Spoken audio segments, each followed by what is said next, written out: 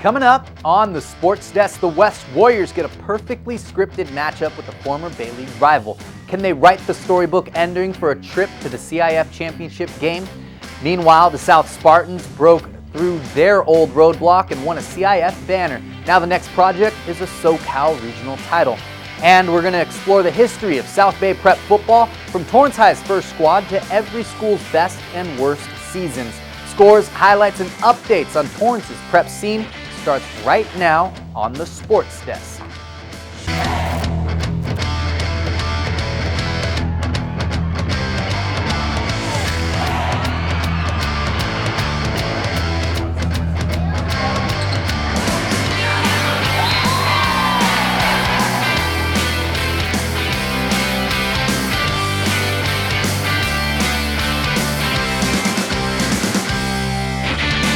How's it going there, Torrance? Good to see you as always. Welcome to a new week on the Sports Desk. I'm your host, Juan Hernandez. Our top story of the week takes us to familiar territory. In their final 3 years as a Bay League program, West High begrudgingly looked up to the Palos Verdes Sea Kings. In 2011, 2012, and 2013, PV ran away with the Bay League title and topped the Warriors on the gridiron each season, including twice in 2012 when they handed West a 35-14 loss in the CIF championship game. With the Warriors in the Pioneer League in 2014 now, completing a perfect regular season and steamrolling through the playoffs as the Western Division's top-ranked team, it only seemed fitting the two would meet up in the postseason. To the winner, a second trip to the CIF championship game in 3 years. So, South High, West Warriors, PVC Kings. Second quarter, 21-7, Sea Kings. Steve Del Carson fumbles the ball. This one gets recovered by West. The ensuing Warriors drive. Scott McGraw knocks down the field goal. So West down now 21-10 going into the second half. Later in the third now, Warriors on 4th and 1. Trevor Mallett fumbles. The Warriors had trouble getting the things going on offense all night. Still in the fourth. The Sea Kings fake the punt, and Sean Hill brings it deep into West territory. Just a few plays later, Del Carson with the QB sneak in for the TD, and the PVC Kings now up 28-10. Trevor Mallett now going to hit Jackson Ferentinos deep into PV territory. And just a few plays later, Mallett finds Ferentinos one more time for the score. The two-point conversion was no good, so West down 28-16 in the closing moments. Final minutes, Del Carson picked off by Benton Shortridge. West trying to make a last-minute comeback here. So Mallett finds Michael Timmerman, who brings it deep into PV territory. Fourth down now, last-ditch effort. Mallett to OG over the middle. But they can't connect. PV hangs on to win this one 28-16. So the Sea Kings get their 6th straight win over the Warriors, including that 2012 Northern Division Championship game. Trevor Mallett went 24 for 47 for 250 yards and 2 touchdowns. Jackson Ferentinos added 6 catches for 150 yards and 2 TDs, but it was the West running game that couldn't catch fire. The Warriors' rushing attack collected only 86 yards on the night. Brett OG still feeling the lingering effects of that injured shoulder. He had 7 carries for just 29 yards. The Warriors' season comes to an end. They finish up now in 2014 with a 12-1 record. The West Warriors' 2014 football campaign was one of the most incredible seasons ever for a team right here in Torrance. This year, they finished up the regular season a perfect 10-0, something West hadn't done since 1982 when they went on to win the CIF Southern Section title. During the regular season, the Warriors scored 30-plus points 9 out of those 10 games. They seemed destined to repeat what that 1982 team had done. And while their season may not have had the ending they envisioned, it was still one pretty incredible journey. Colin Kushner has the story for you. It was a season that the West Warrior football team will never forget.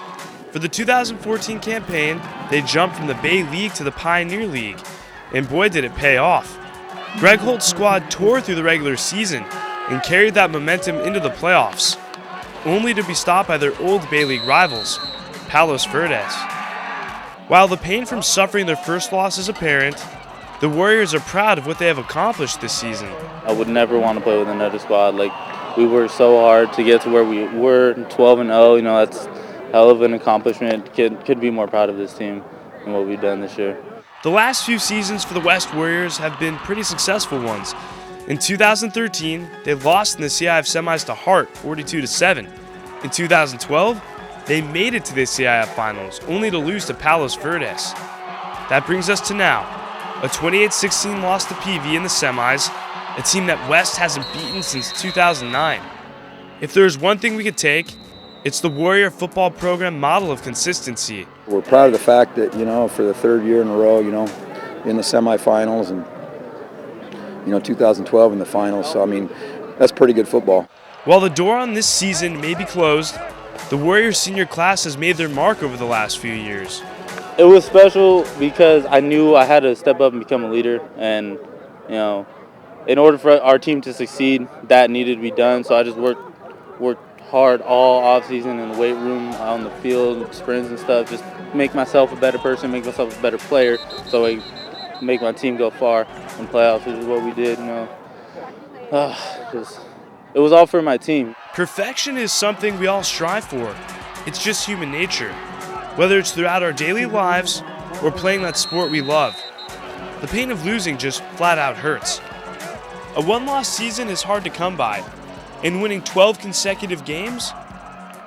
Well, that's pretty impressive if you ask me. Reporting for the Sports Desk, I'm Colin Kushner. Thanks for that, Colin. Coming up, there's still 2 more fall squads playing as the calendar turns to December. They tear through teams in pursuit of yet another title. My new mom and I have a lot in common. The great outside. We both love the outdoors. It's so shiny. That's not a flower. We both love geology. Oh, look. An igneous one. That's not a rock. And she knows a lot about wildlife. A labradoodle. That's not a dog. Hanging out has been kind of fun. You don't have to be perfect to be a perfect parent. Thousands of kids in foster care will take you just as you are. Something's not right. My first symptoms were constant tingling in my toes. My legs, sometimes they'll go numb. Double vision. They said you have multiple sclerosis. Well, the beginning is the hardest time. Kind of had to get a grasp on reality. I had to adapt and change very rapidly. I had to learn how to drive with my hands. Yeah, that was interesting. I was a dancer. I don't see walking the way I walk any different than doing a dance. It just looks different. It's a different dance. You see me have an off day, it doesn't take away from who I am. A symptom may cause you not to be able to do that anymore. And at one point, I wasn't able to do any of those. But I would exercise every day. Since I've been cycling, it's definitely helped my walking. To make a lot of changes in my life and just adapt to it. I'm going to acknowledge its presence. I'm not going to discount it. But at the same time, I'm going to try my best to not let it stop me. It's a fantastic opportunity to be working together with a common goal of curing MS. And sharing is the key.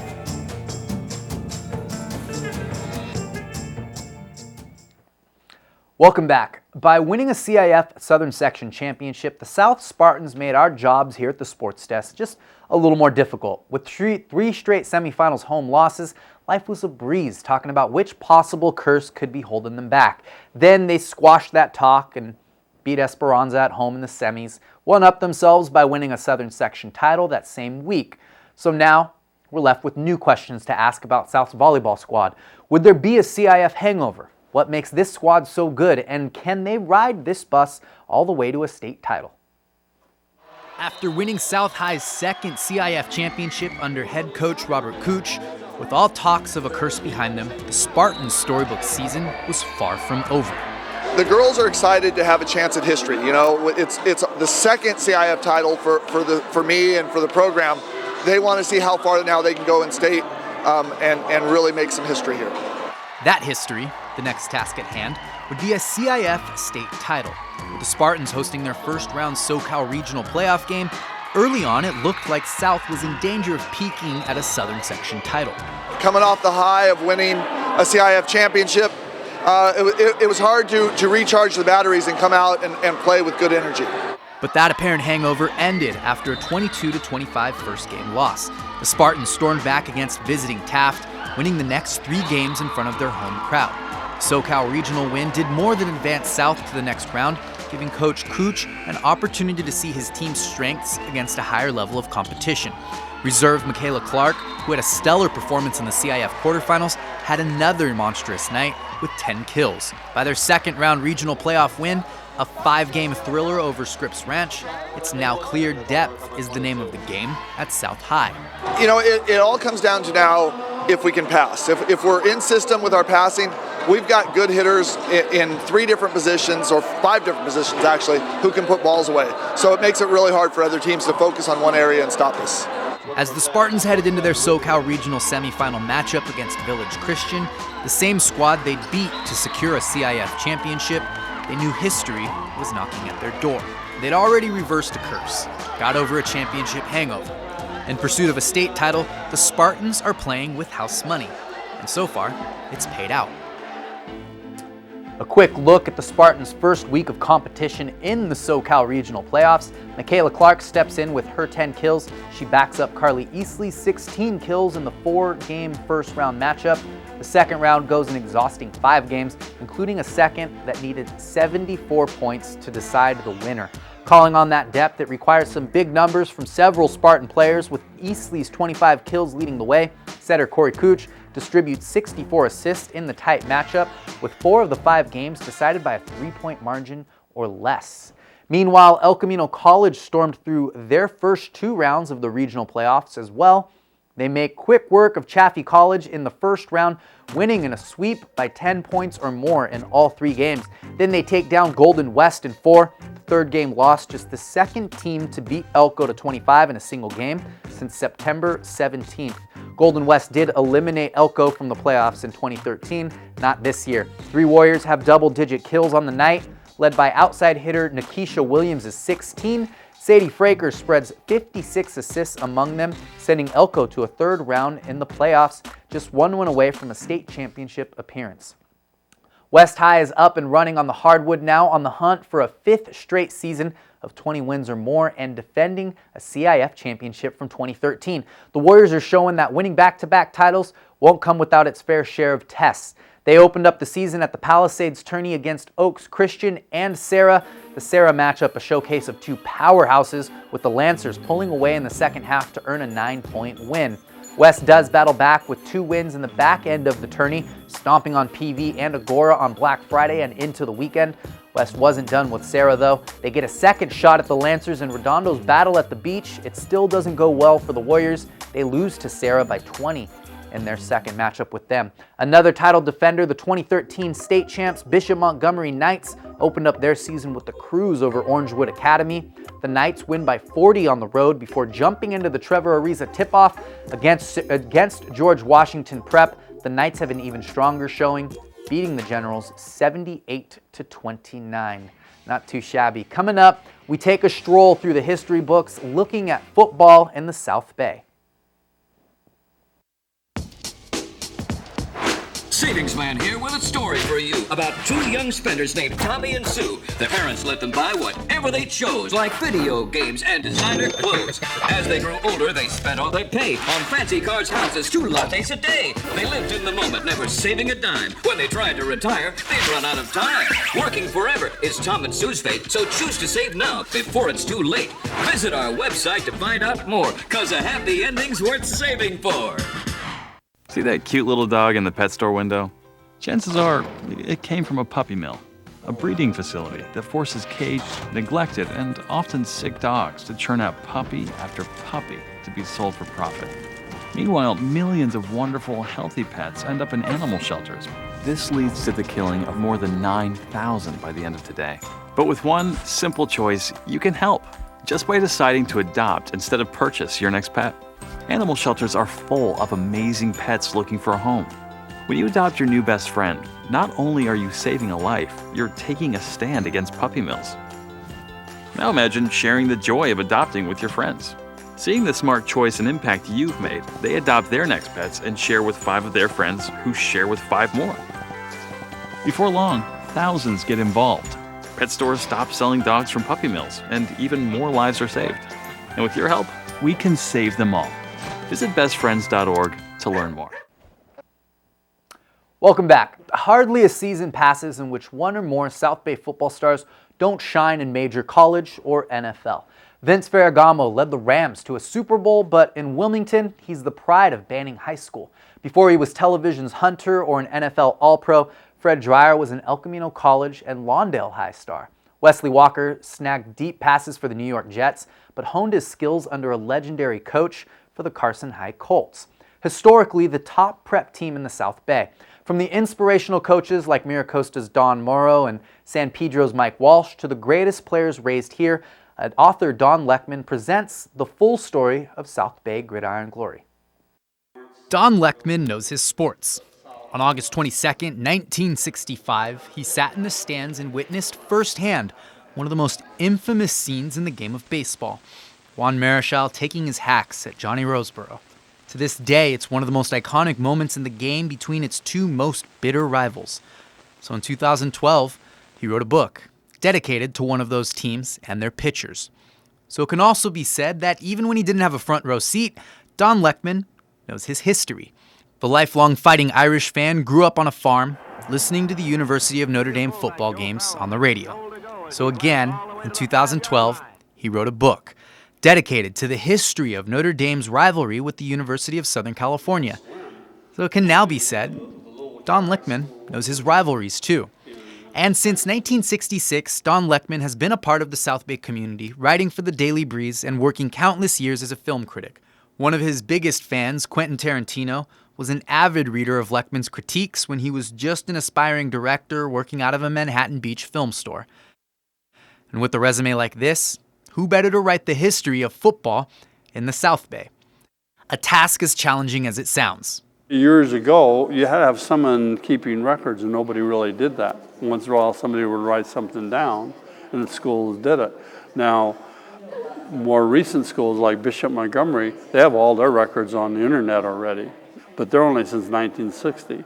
Rock Hollis at Torrance High, they go back to 1916. He wrote up every single record. I don't know where he found them. Compiling over 3,000 names across 30 prep programs and 2 JUCOs, Don Leckman purged the records of every South Bay school, the Torrance Historical Society's collection of yearbooks, anything and everything to write a definitive history of every school in the area. But even with all that work and time, Don says he's barely scratched the surface. This is very hard to do because it's very, very poor records, and it's only a primer now for someone who wants to do a... But even if Leckman thinks his book, Football in the South Bay, is just a primer for a more in-depth study of the game's place in South Bay lore, there is one constant at each school. Digging beyond the record books or each school's best and worst seasons, there's never a shortage of great stories and the people that take the field on Friday nights. Patton was just 9 years old when his father, an undercover detective in Los Angeles, was shot and killed on the line of duty. His mother, Barbara Patton, a former Women's National Football League player with Los Angeles Dandelions, taught Patton about football. Mother and son both played middle linebacker. Isn't that great? With Barbara once breaking an opposing player's helmet. I thought it was really cool to tell my friends that my mom was a linebacker, Patton said. Besides being raised by a football-playing single mom, Patton is a living example of what a person can accomplish in spite of adversarial conditions. Of course, when the focus turns to Torrance, who better to steal the spotlight than The Rock? Rock Hollis is one of the great football names in South Bay history. Going into his 24th year at Torrance High School, Rock has proven that you can be a great coach and an asset to the school and the community without winning every game. Hollis, who has won 97 games, 57 more than the next winningest coach, has developed an outstanding program that builds football players and young men. He's the Rock who has provided the leadership and stability to develop a program of which players, parents, and administration can be proud. I love it, Rock laughed. They come in as young boys, and in 4 years, they leave as young men. You are my heroes, I tell them. You can find Don Leckman's new book, Football in the South Bay, on Amazon.com or BarnesandNoble.com. This is his third book, diving into the historic side of sports. Notre Dame versus USC, the rivalry, and Los Angeles Dodgers pitchers, his 2 other sports-related collections. They'll give you an in-depth look at some more local history. All just in time for a little holiday gift shopping. That's going to close the books on another week with the Sports Desk, everybody. As always, we're available on Facebook if you want to peek at what we're doing throughout the week and which games we're featuring. the Facebook.com, the SportsDesk TV, or if you'd like to email the show, it's the SportsDesk at torranceca.gov. All right, like I said, that wraps it up. We will see you next week.